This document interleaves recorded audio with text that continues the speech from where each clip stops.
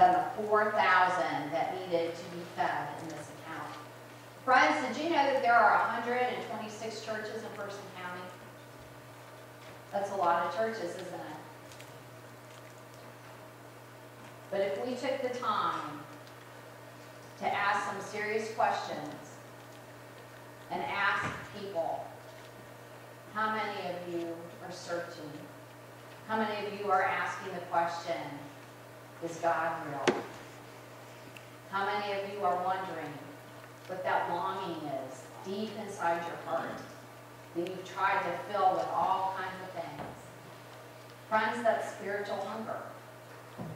And if people were honest with us, we would find that there are thousands and thousands of people in Person County who are spiritually hungry. That spiritually hunger. And we, as the church, are called to feed them. We're called to share our story. We are called to feed them. And so, see, the mission is the same, but it's changed in some respect. We are not called to feed those who hunger physically. We are called to feed those who hunger spiritually. Now, the disciples certainly wondered, where is this food going to come from? We got to feed 4,000 people. How in the world are we possibly going to do this? How are we going to be able to feed this great multitude? Just as the disciples wondered, we here at Oak Grove United Methodist Church may be asking the same question. How in the world can we make an impact to feed the spiritually hungry in Person County? How in the world are we going to do that?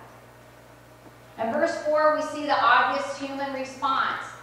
His disciples say to Jesus, where in this remote place can anyone get enough bread to feed them? How many times have you found yourself in the same way asking the same question? How can we possibly feed the spiritually hungry in Person County?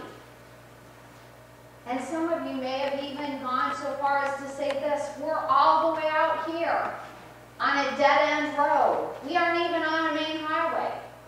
People need to leave town to come out here.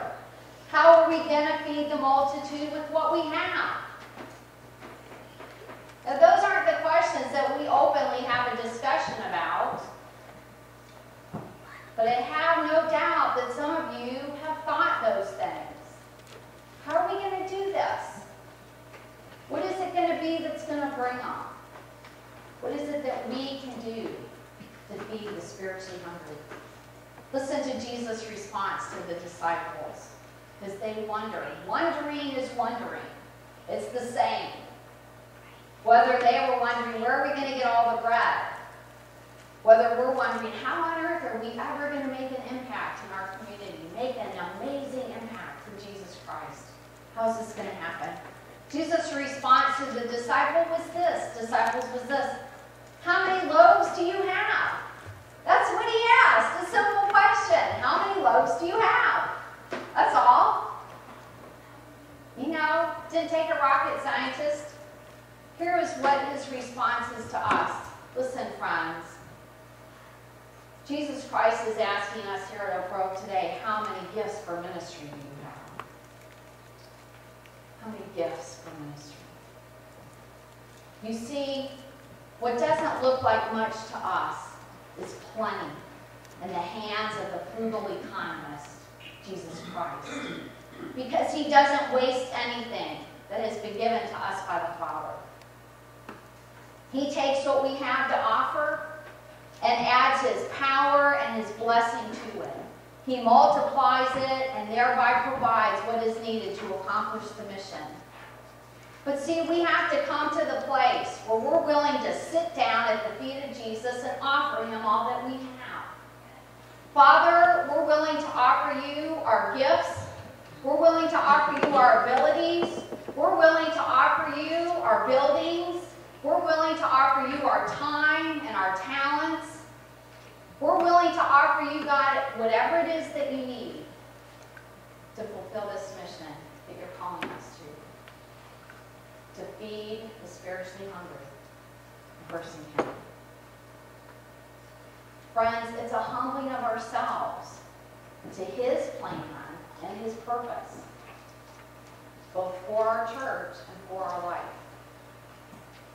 The power that does the multiplying is God's grace. Grace was never meant to replace what God has created or the gifts that God has placed within us.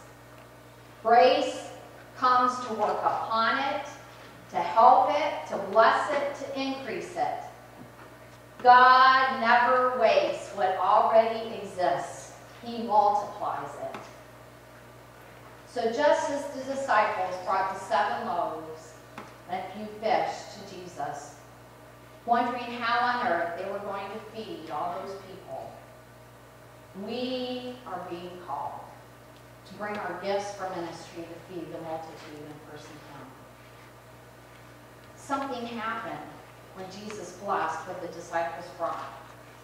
And the same will happen for us if we will willfully bring all that we have and fully submit it to God's handling.